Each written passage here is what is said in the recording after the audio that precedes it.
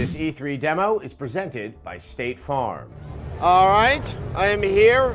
Rev3 Games at E3 at the Vivid Touch booth. We are talking about another, well, probably the premier racing franchise that is out there, that is Forza. We have Dan Greenewald of the Forza team. Thank you so much for your time. Absolutely. And congratulations on making a very nice demonstration of what a new shiny console can do. Right. But before we get into the particulars of the game, I would love to know, since you've been making, I mean, this is the 5th proper Forza that's out there, and you've worked since the Xbox One, I believe. What does this new console affords you? Are you taking advantage of the cloud? Are you taking advantage of Kinect? We are. So obviously we're a first-party studio, so we make exclusive games for the Xbox platform. And as first-party, we're really tasked with thinking of new ideas, being on the vanguard of innovation for the new services and hardware that we have. Now, the Xbox One has a lot of new hardware and services that are really interesting to me as a creator. So, you know, I've been working on Forza for almost 10 years now, actually over 10 years.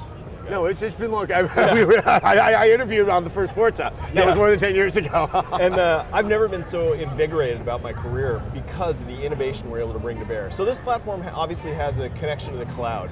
And we've used that to actually change an approach to opponents. And we said in the briefing it's the end of AI. Of course it is AI technically, but the reason I say end of AI is because it's more related to big data and search than it is to traditional game AI.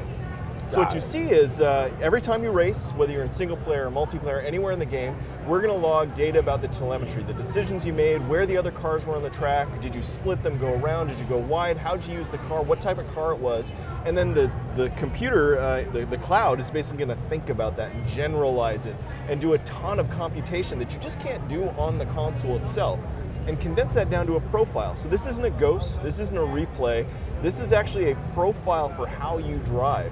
And then when I race, you'd show up in my race, and it's going to race just like you.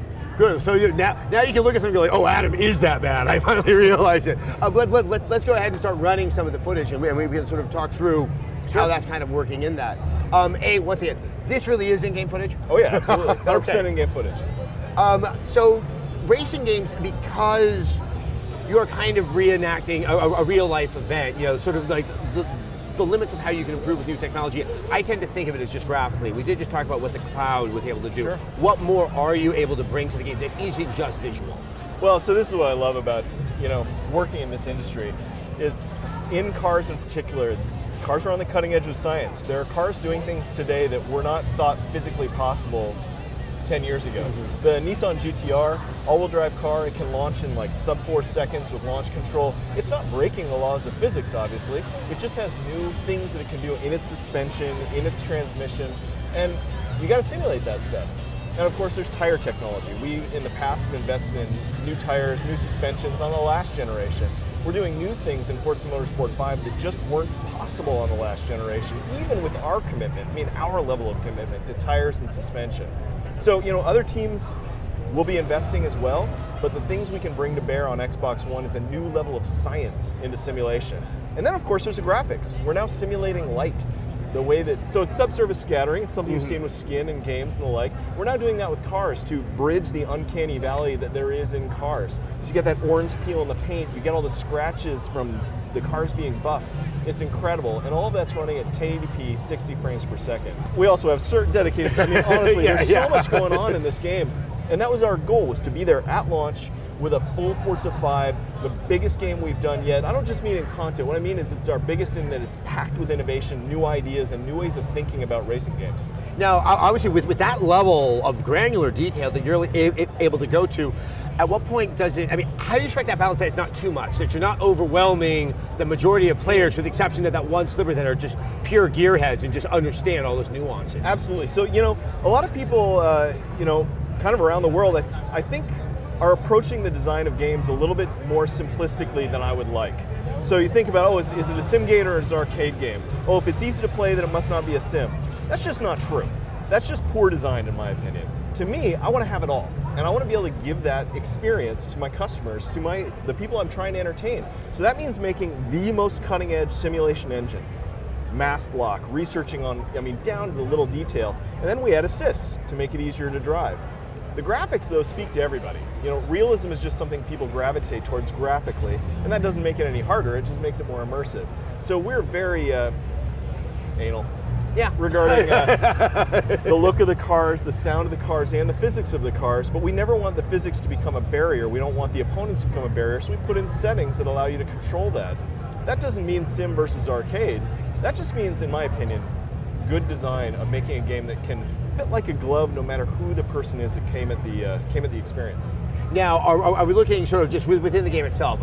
We talked about the way that it can sort of judge you and keep a profile of what your driving skill is, but are we looking at sort of new modes? Is there anything sort of new for people that are very familiar with the Forza franchise? Yeah, there's a lot of new stuff. So first off, no matter where you go in the game, you're going to get XP, you're going to get credits, so everywhere, split screen, single player, and it's the same. So if I play split screen, you come over to my house, we play split screen for a little while, I'm actually advancing my career. I go play in the career for a while and I go into multiplayer, my multiplayer is more advanced.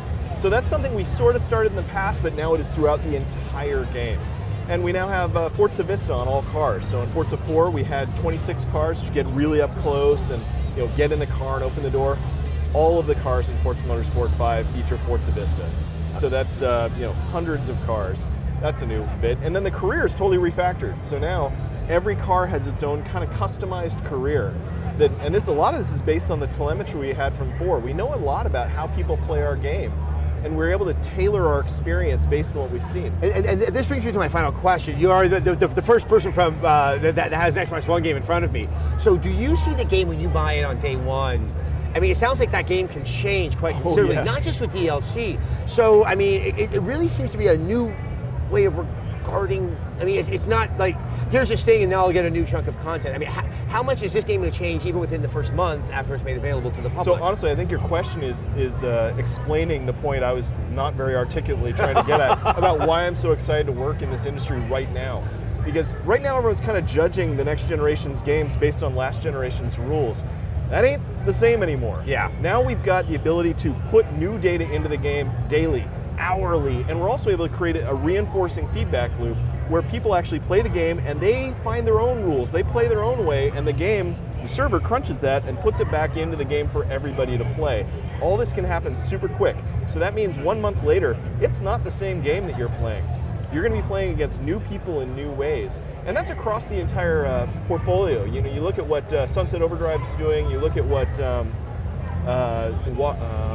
Dead Rising 3. Dead Rising 3. Right? Really changing the way you play with the game.